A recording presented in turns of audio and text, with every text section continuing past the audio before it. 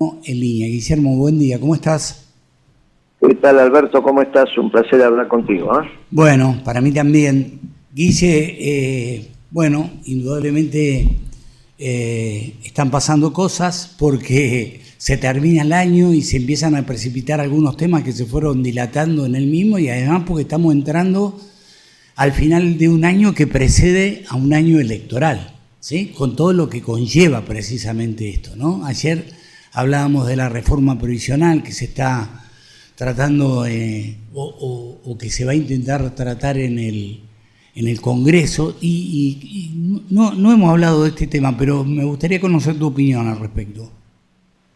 La reforma del cálculo de las jubilaciones oportunamente se hizo en el gobierno de Macri con una confrontación pública.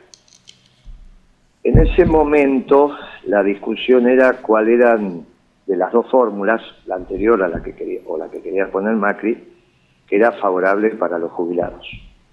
Unos decían que era una, otros decían que era otra.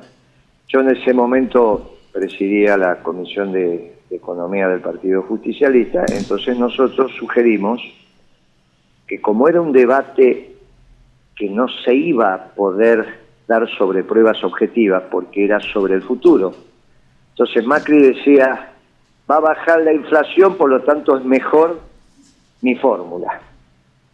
Y los otros decían, no, vamos a dejar la que está, porque en realidad van a aumentar la recaudación impositiva y entonces, ya. Nosotros hicimos una propuesta que fue, mire, esto es muy sencillo de resolver. Se hace la modificación, se definen los dos finales para la ley y la autoridad de aplicación, que es el ANSES, hace los dos cálculos y el que es mejor para los jubilados se aplica. Siempre el que es mejor. Se lo dijimos a Gioja, le hicimos un documento, después Gioja me llamó por teléfono, me dijo, bueno, Moreno, es tarde, qué sé yo. Bueno, no sé por qué es tarde, porque todavía no se discutió, pero usted sabrá. La realidad es que fue una discusión política, no técnica. De los dos lados, porque obviamente que nuestra propuesta era superior. Mire, es muy fácil tener las dos alternativas y el funcionario a cargo le ordena que se aplique. Con lo cual, en esto no puede haber ningún debate. Todo lo que beneficia a los jubilados hay que hacerlo. Claro. Se da un debate técnico, entre comillas, porque ese debate técnico esconde decisiones políticas ya tomadas, como te las conté de lo que era oposición en aquel momento. Sí, sí, no claro. quiso hacer eso, pues Gioja era presidente del partido. Él no quiso hacerlo. Él era presidente del partido. Después, si es que había hablado con Cristina, si había hablado con con aquel, no lo sé. Bueno, lo mismo es ahora. Si hay un sector que no hay que perjudicar, son los jubilados.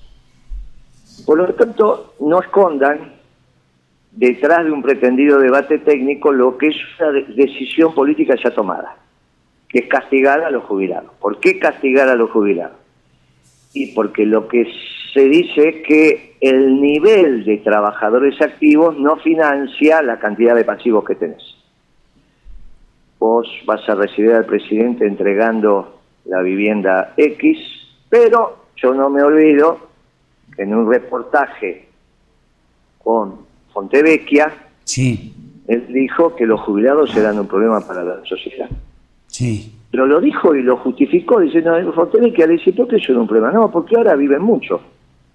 Y entonces, ¿cómo hace la sociedad para financiar a una persona que antes vivía 60, 65 años y ahora están pegando los 90, 80 y pico, 88, 89? Sí. O sea que para el presidente es un problema que la gente viva más. Él dice que es un problema para la sociedad. Bien, ¿por qué piensa así Alberto Fernández?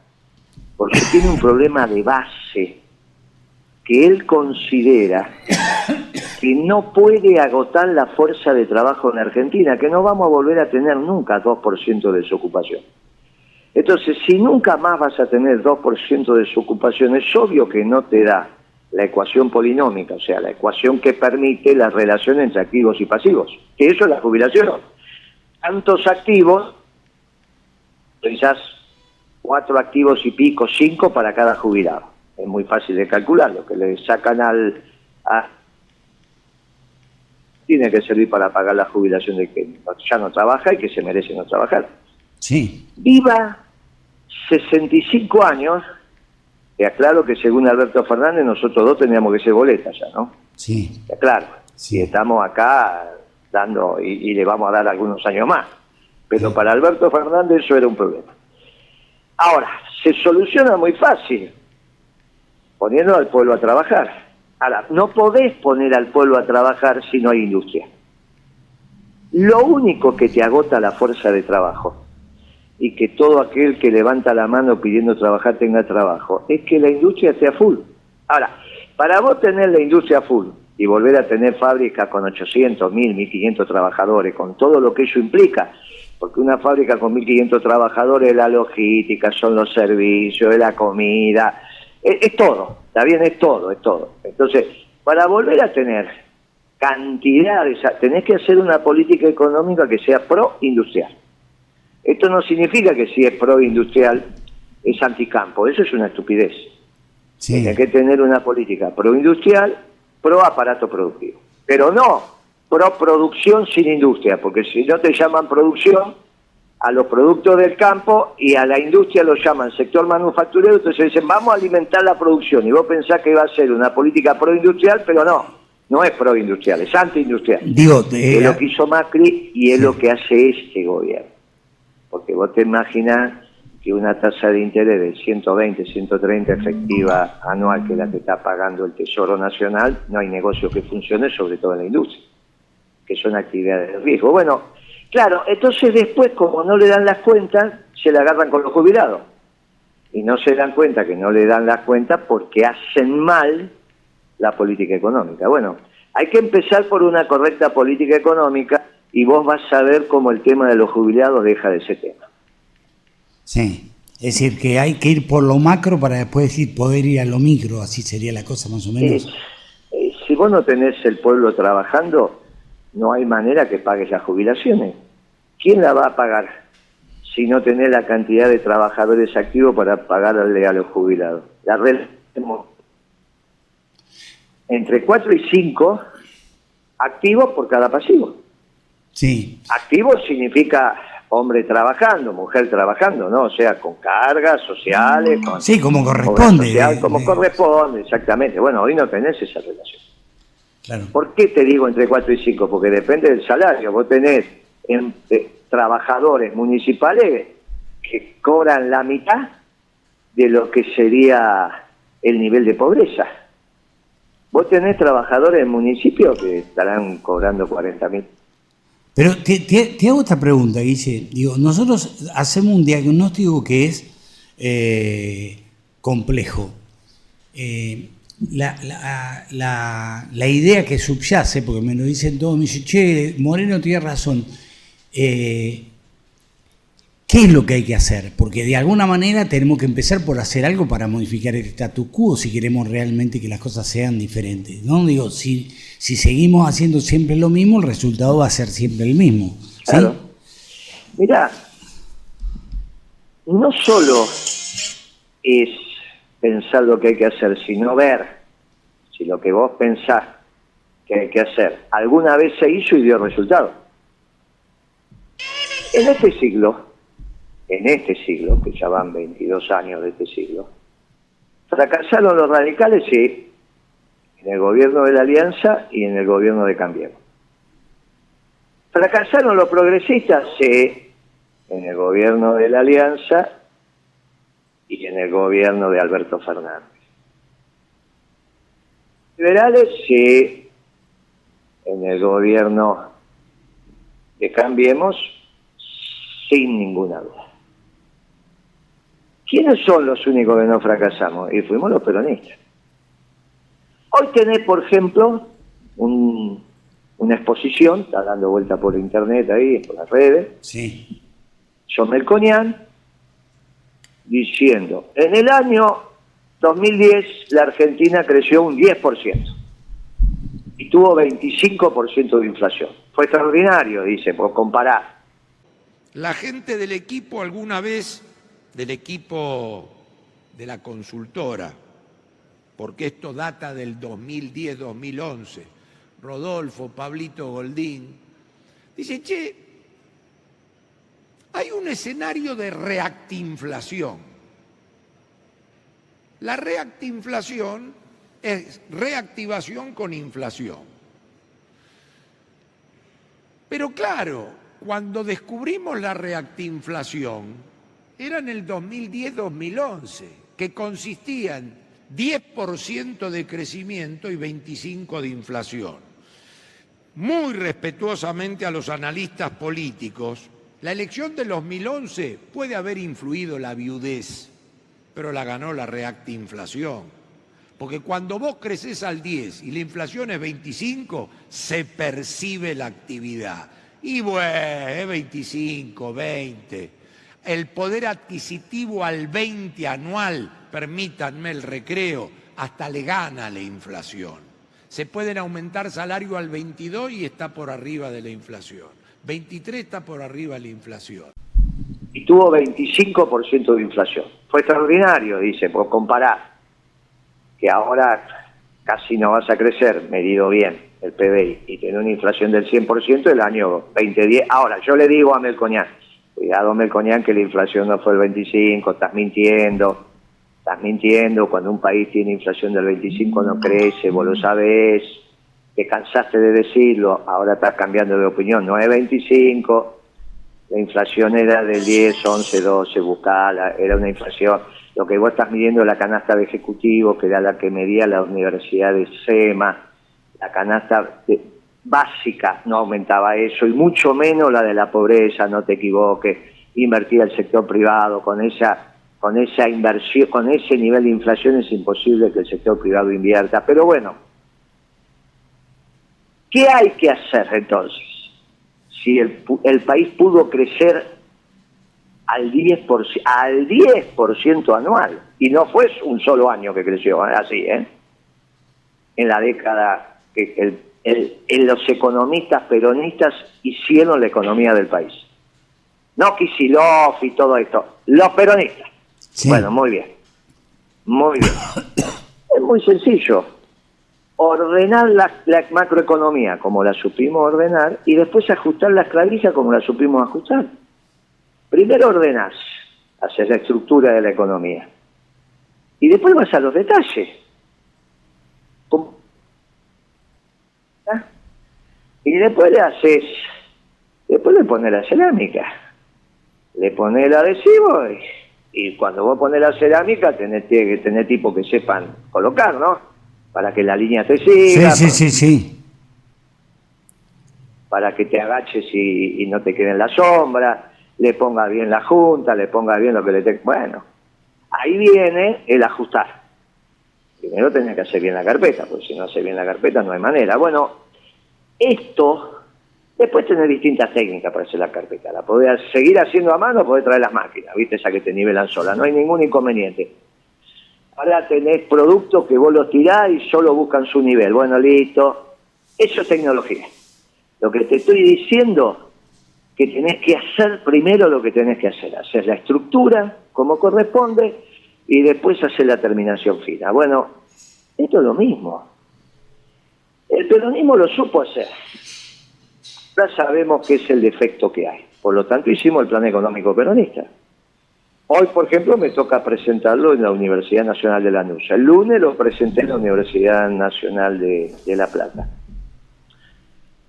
Si tuvieras los salones donde lo presentamos siempre están repletos de gente. Guillermo, si tuvieras que definir el plan, una síntesis, 5 renglones. Mirá. Fíjate vos las dificultades que tenés por no tener correcta doctrina, ¿no? Resulta que Cristina me llama alguna vez, sí, me pregunta cómo fue lo del correo, muchos años después. Yo lo del correo lo hice en el 2003, porque Macri, sabés que no le gusta pagar. No, sí. El muchacho había firmado un contrato, no pagaba, me nombra el secretario de Comunicaciones, lo llamo, le digo, bueno, ¿vas a pagar? Empieza a dar vueltas. Amigo, La segunda le vez lo dijiste, llamo. ¿cómo le dijiste? Amigo, me parece que te olvidaste de algo, así le dijiste. Bueno, muchacho, ahí está deuda, ¿cómo hacemos para ponernos al día?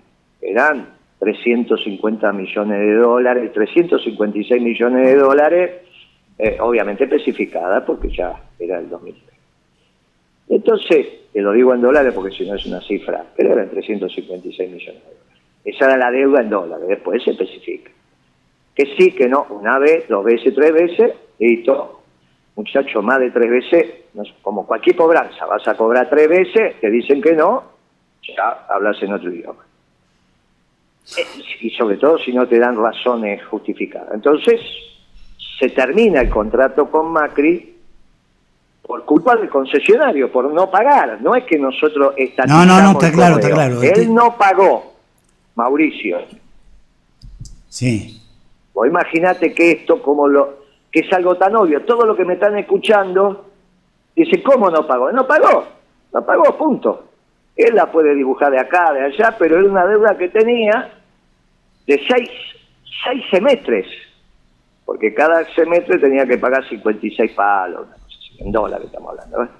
6 semestres, no es que no pagó un semestre, me atrasé, mirá, no, estamos hablando... 6 semestres son 3 años, son 3 años. Sí, claro, por eso, ya no pagó al final de Menem, y no pagó durante toda la alianza, ¿está bien? Bueno, no pagó con Duhalde, y ahí llegamos nosotros. O ponerle que la última que pagó fue con Menem, ya empezó ahí, bueno. Entonces, porque el último semestre ya no se contabiliza, ¿está bien? Ahí cuando hagas los números te van a dar así.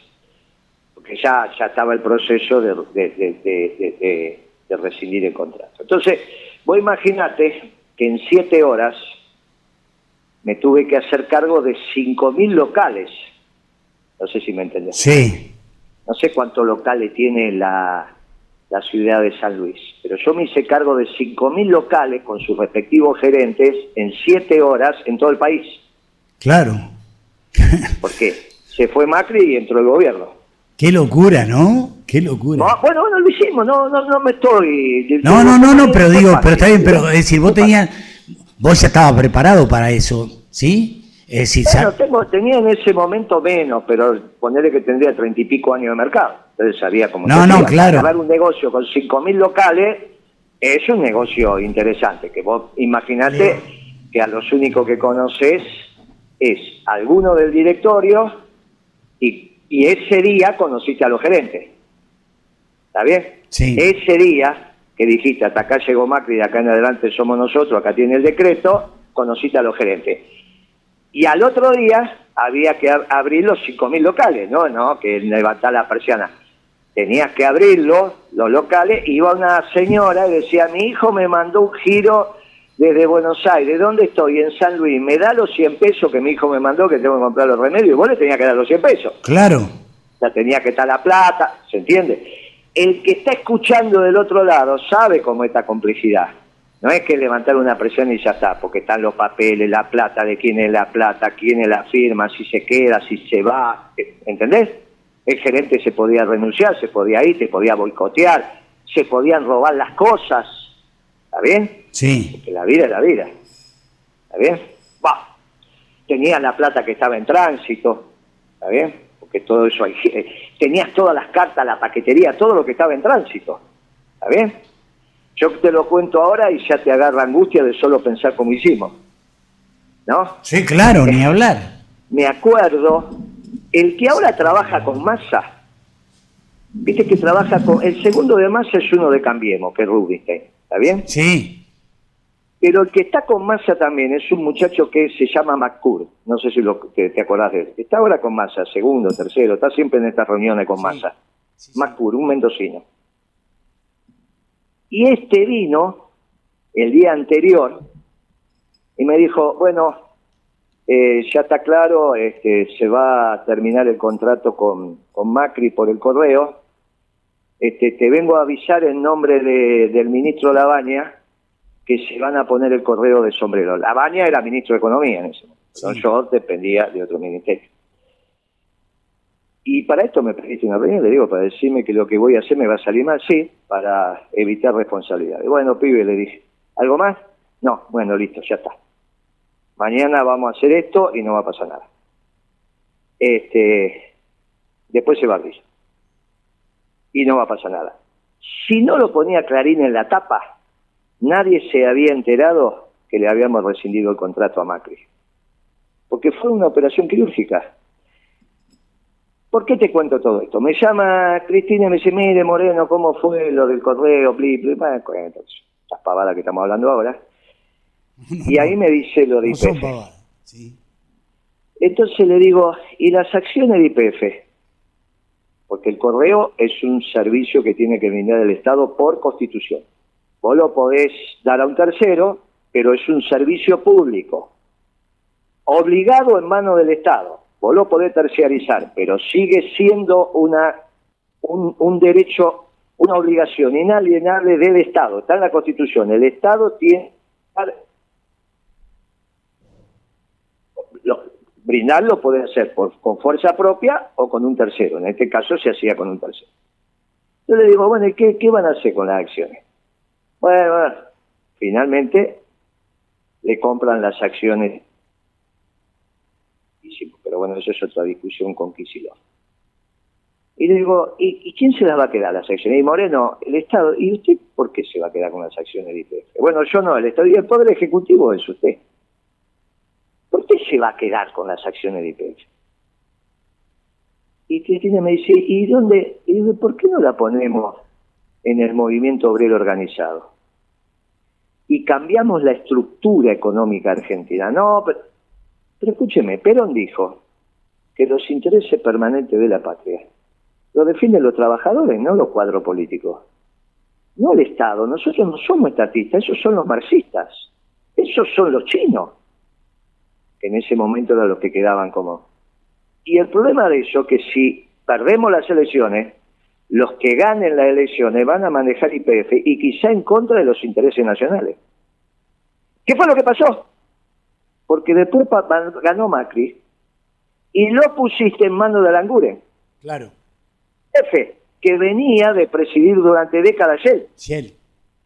Entonces, entre tener un español y tener un inglés, prefirió tener un español. ¿Estamos de acuerdo? Sí, sí, sí. No hay duda. No, claro, eso no. Ahora, resulta que vos hiciste toda esta historieta para dejárselo a un pro inglés, como Aranguren. ¿Por qué te pasó eso? Porque pensás mal. Entonces, ¿qué dice el plan económico peronista? Aparte de ordenar todo esto. Mire, vamos a discutir quién tiene que tener de verdad YPF, si la tiene que tener Galucho y Kicillof, que fue lo que pasó, o la tiene que tener el movimiento obrero organizado en colaboración con los empresarios. Que sean los que definan la política,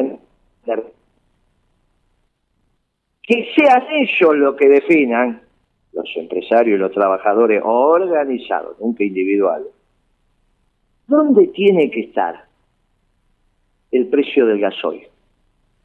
Siempre tiene que estar arriba del costo. ¿De qué costo? El costo argentino, de extracción y exploración. De eso no hay duda, no vas a tener negocio que pierdan plata.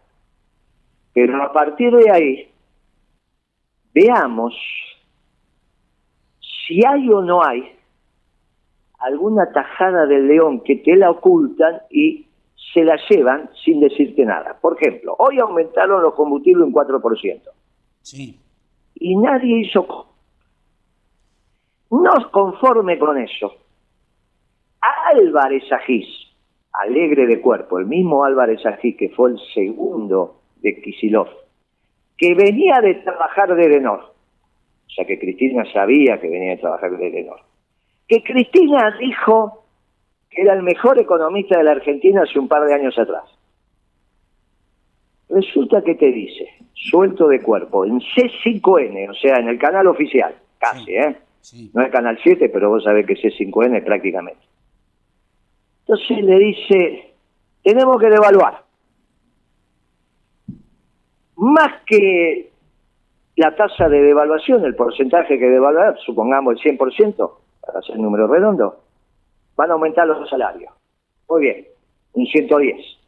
En el mismo día, ¿eh? Y después aumentamos la tarifa, más que los salarios. O sea, que en el degradé lo primero que aumentar son las tarifas, después aumentar los salarios, después la devaluación. Así es el plan económico de Álvarez Aquís. Y congelamos todos los precios de los bienes. Con lo cual, a la industria vos le decís, te aumento los insumos importados, aumento los salarios de tus trabajadores y te congelo los precios. Eso es decir que a la semana están todas las industrias quebradas, es lo mismo. No tienen problema, porque estos muchachos, se llamen neoliberales o se llamen socialdemócratas, no quieren la industria en la Argentina. Claro, como nosotros sí la queremos, porque queremos, entre otras cosas, resolver el tema de los jubilados.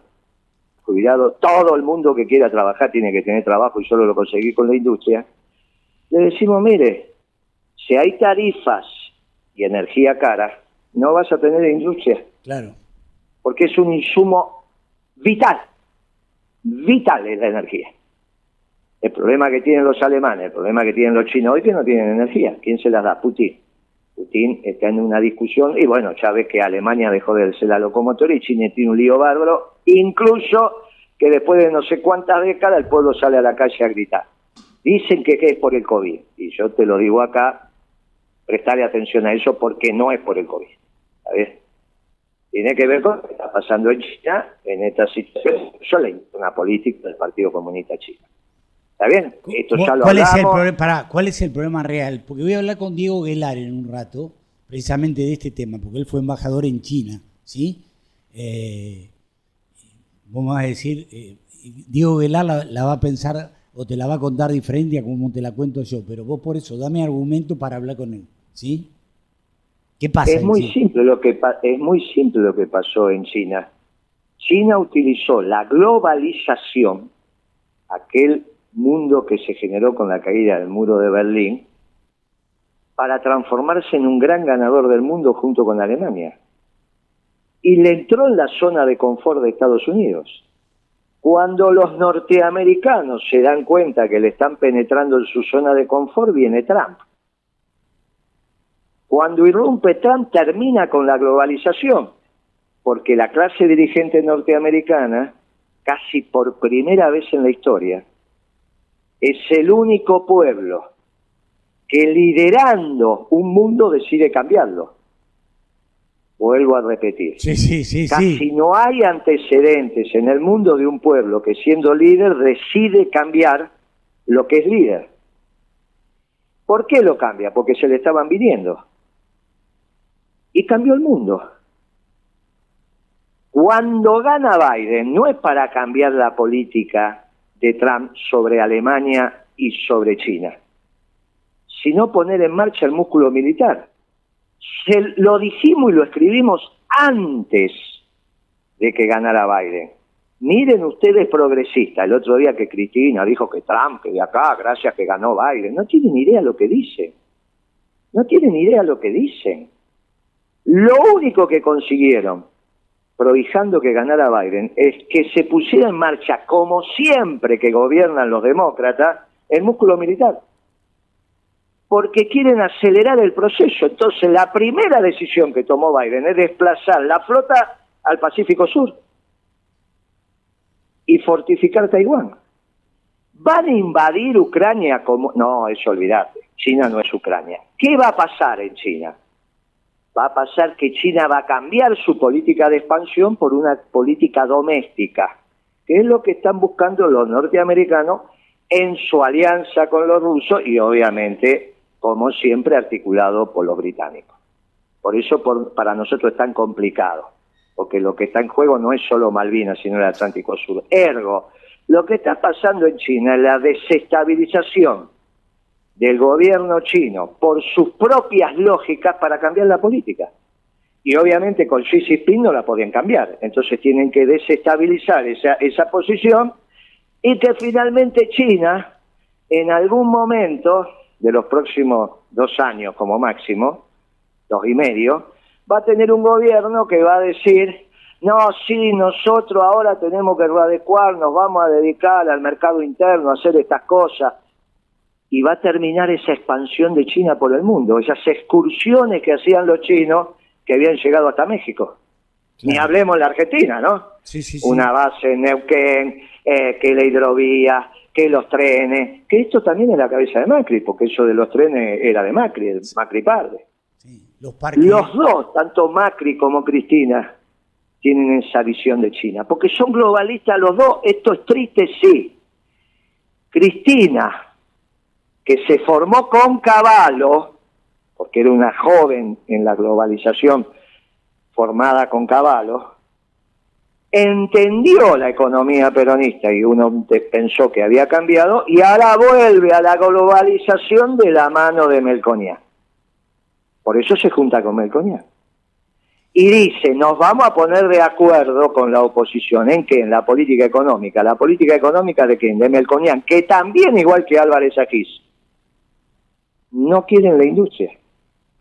Y van a hacer una política económica antiindustrial, como ayer, después lo tuvieron que desmentir, el pretendido plan económico de Lacunza como ministro de Economía de Rodríguez Larreta, donde dice que esta política está bien y que la van a continuar. Van a continuar la política de la LELIC, la política de los bonos, la política... Le salen a contestar los viejos profesores de ellos, liberales, ¿no? Liberales, ¿usted está seguro que va a hacer esto? Y él le termina diciendo, no, la nota en el diario es un error, cuando todos saben que fue un armado de Rodríguez Larreta.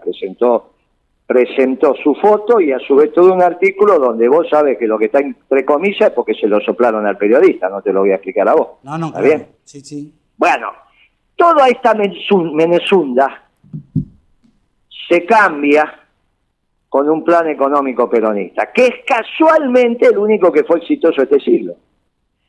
Y desde ese plan económico que hoy vamos a presentar, lo tiene que hacer suyo la política, no Moreno, la política, y dar vuelta a este país como un guante. Lo hicimos. Vos fíjate que los que en algún momento estaban enamorados de la convertibilidad, después hicimos un plan económico peronista, y no es que hubo una ruptura política, bueno, no estuvo Menem, pero muchos de los que empezaron este ciclo habían estado con Menem. En algún lugar se toma conciencia. Sí. Hasta quizás la propia Cristina se da cuenta que hace 10 años que se viene equivocando desde que eligió a Kicillof. Porque no fue a ningún lado desde que eligió a Kicillof ministro de Economía y devaluó en el 2014. Y el país cada vez está peor. Y lo que ella dice de economía está mal. Y quizás en vez de querer enseñar economía, intenta aprender economía como era cuando gobernaba el peronismo. Y ella en vez de enseñar aprendía. No te explicaba lo que tenía que hacer en economía, sino que vos le explicabas y ella sentía. Y no solo yo, sino los que estaban. Porque un equipo económico es un equipo numeroso. Pero ahora se le dio ese berretín de que tiene que explicar. Y en vez de explicar, tiene que aprender. Porque así se hacen los proyectos colectivos. Proyecto colectivo no es que el presidente sabe todo. Sabe tomar decisiones y elegir la mejor opción. Para eso están los equipos dentro de la doctrina que les permite ir en la misma dirección. Bueno, en eso estamos ahora y en eso está la discusión política. Bien. ¿Cómo se sale de esto? Sí. Con un plan económico peronista que ya está formulado y que hoy presentamos en Lanús, en la Universidad Nacional de Lanús, y el lunes te dije lo presentamos en La Plata y lo presentamos en Córdoba y lo presentamos en Mendoza y lo presentamos en Neuquén y lo presentamos en Rosario, lo presentamos en San Martín y está ya planteado para presentar en Buenos Aires, y con el peronismo, no Moreno, con el peronismo en conjunto haciéndose cargo de este plan económico, no de esta tontería de gobierno socialdemócrata que tenemos en esta gestión, que hace que Macri parezca bueno, o que Rodríguez Larreta parezca bueno. Claro. Porque cuando te presenta el equipo Rodríguez Larreta, son todos los fracasados de la gestión de Macri. No tenés más que leer los nombres. Sí, claro. Escúchame, México quedó afuera del Mundial y el técnico renunció. Dijo, esto fue un fracaso, Martino, y renunció. Sí, sí, sí.